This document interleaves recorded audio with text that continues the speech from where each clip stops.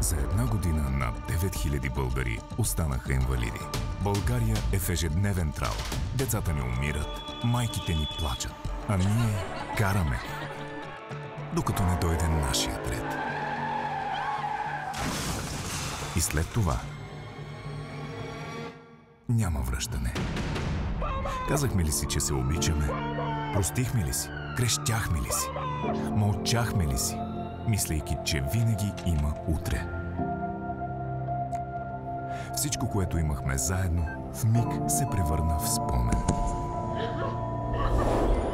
Колко деца трябва да си отидат? В една кола сме целият народ.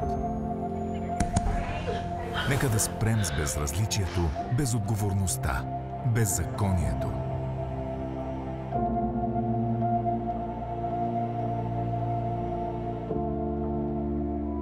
Това е Рождество. Ела на раждането на една надежда. 13 декември. Арена 4 Осмици. Благотворителен концерт в помощ на пострадалите от войната по пътищата. Билети в Ивентим. Всички приходи ще бъдат дарени за лечението и подкрепата на пострадали и техните семейства.